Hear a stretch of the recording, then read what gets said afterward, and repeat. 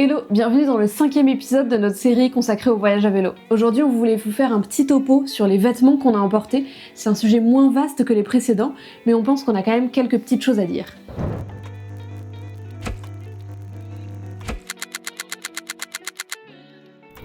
Comme on l'a déjà dit, notre projet de base c'était d'aller de la France vers le Kirghizistan, donc rien que sur cette section-là, on savait qu'on allait rencontrer pas mal de climats différents. Par exemple, on a eu beaucoup de pluie en Italie, il y a eu des grosses chaleurs sur le plateau anatolien ou dans le désert au Kazakhstan, et puis enfin, il y a eu le froid dans les montagnes du Kirghizistan. Vous vous en doutez, c'est pas possible d'avoir une tenue spécifique pour chaque climat, donc la technique qu'on a utilisée, qui est très classique, c'est d'avoir plein de vêtements différents qu'on peut combiner un peu pour faire face à tout type de conditions. C'est un peu la fameuse technique de l'oignon.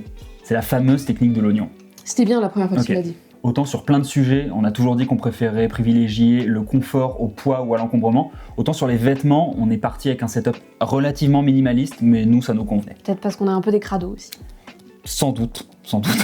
Pour commencer, voilà ce qu'on portait au quotidien. Déjà, un cuissard. Il y a plein de voyageurs qui font sans, ça a l'air d'être très bien, honnêtement on n'a jamais essayé donc on peut pas vous dire ce qu'on en pense. Mais nous on est parti avec un cuissard Decathlon qui était même pas le haut de gamme, je crois que c'était le milieu de gamme à 20-30 euros. Il a pas mal tenu, je sais plus on a fait combien de kilomètres avec ? 10 000.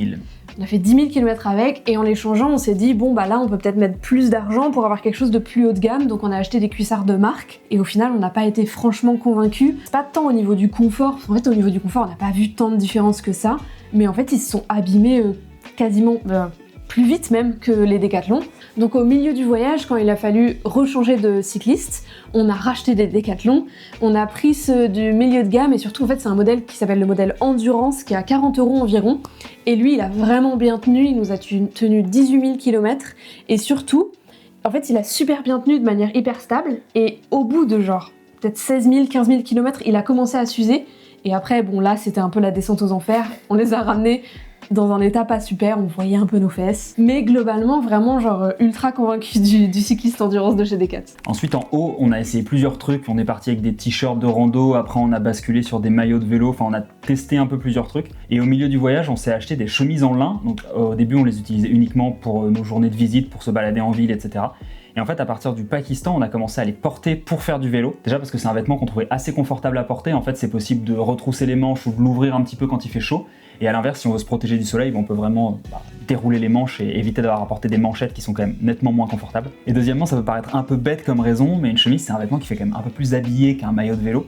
Et donc quand on débarquait dans un tout petit village ou un tout petit magasin un peu au milieu de nulle part, ça nous évitait de passer pour des guignols habillés en lycra de la tête aux pieds, quoi. No offense.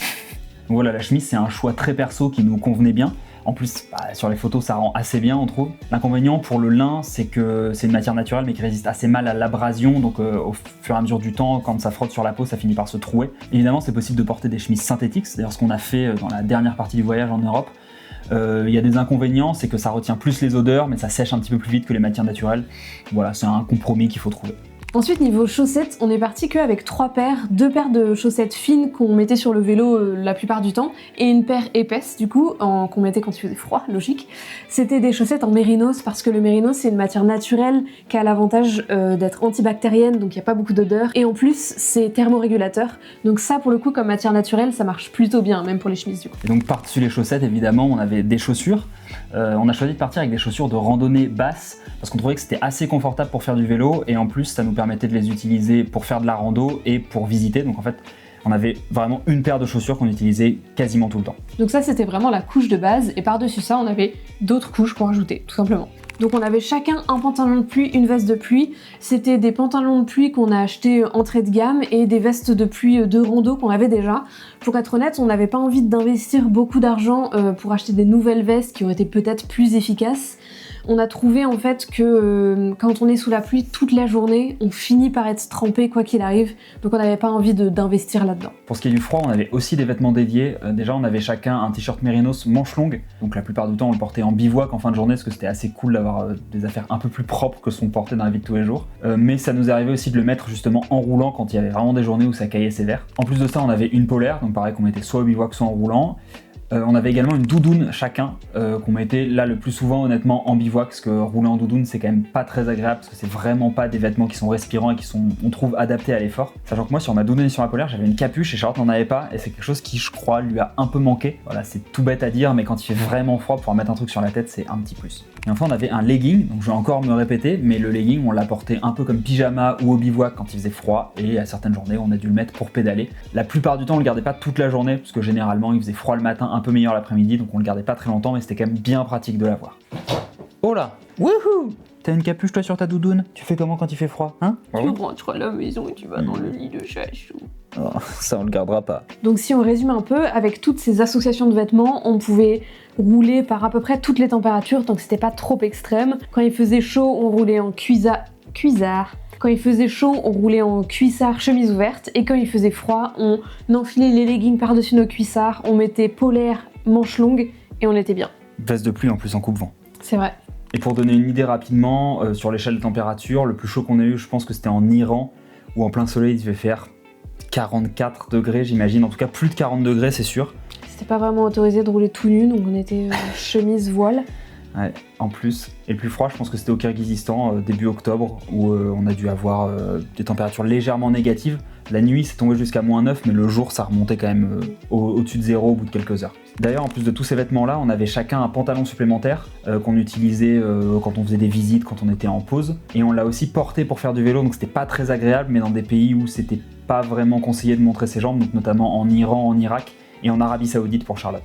Sinon, en plus de nos tenues de base, on avait plein de petits équipements, comme des buffs, qui sont des cache-cou un peu extensibles. On s'en servait pour tout plein de choses, pour se tenir au chaud, pour se protéger de la poussière parfois, et on s'en sert aussi comme masque de nuit. J'allais dire comme masque de nuit la nuit. C'est dans le titre. On avait aussi 2 paires de gants chacun, une paire assez légère qui était pratique pour quand on mettait le bivouac, où on avait besoin de beaucoup de dextérité, et une paire vraiment typée ski pour rouler sur le vélo quand il faisait vraiment froid, et elle avait l'avantage d'être imperméable aussi. Ça c'était pour les mains. Si on repart vers les pieds maintenant, en plus de nos chaussures de rando, on avait une paire de sandales donc de la marque Teva. À la base, on pensait les prendre pour pédaler sous la pluie ou quand il faisait chaud. Finalement, c'est pas quelque chose qu'on a beaucoup fait parce qu'on trouve que une fois qu'on a les pieds mouillés, donc soit par la sueur quand il fait chaud ou par la pluie quand il pleut, le contact du plastique avec la peau, c'est vraiment pas très agréable. Donc au final, ces sandales-là, on les a quasiment pas utilisées pour faire de vélo, mais en revanche on les portait voilà, quand on visitait des villes, quand on faisait des pauses, quand on était chez des gens. C'était quand même assez pratique d'avoir une paire de chaussures supplémentaires. L'avantage de ces modèles là, c'est qu'ils tenaient globalement bien le pied, donc on pouvait marcher des heures, ça restait assez confortable et agréable de marcher avec. L'inconvénient par rapport à des sandales plutôt typées tongs ou claquettes, c'est que c'est un peu plus pénible à enlever parce qu'il faut enlever les scratchs, enlever son pied, etc. Et donc dans certains pays, quand chez les gens il fallait retirer ses chaussures, quand on visitait beaucoup de mosquées, là on aurait aimé avoir des chaussures qui étaient plus facilement enlevables, mais globalement on est très content de celle-là. Et enfin on avait évidemment une paire de lunettes de soleil. On avait fait le choix de partir avec une monture classique, pas des lunettes qui vont vite, parce qu'on trouvait que ça passait plus inaperçu tout simplement. Et mes lunettes, elles étaient photochromiques, c'est-à-dire que plus il y avait de soleil à l'extérieur, plus les verres étaient teintés. Mais au final, c'est une caractéristique en fait qui s'estompe au fur et à mesure du temps. Au bout d'environ 1 an, mes lunettes, elles devenaient plus foncées aux UV et elles devenaient plus non plus très claires quand il n'y avait pas d'UV. Donc c'est pas quelque chose que je recommanderais forcément. Voilà globalement tout ce qu'on avait dans notre garde-robe pour 2 ans et demi. Donc évidemment, il y a des petites choses dont on n'a pas parlé mais qui n'étaient pas forcément intéressantes à détailler. C'était juste histoire de donner une idée de la manière dont c'était organisé au niveau des vêtements. Comme d'hab, on espère que l'épisode vous a plu. N'hésitez pas à vous abonner pour ne pas louper ceux qui vont arriver. Et puis si vous avez une remarque ou une question, les commentaires sont là pour ça. Bisous.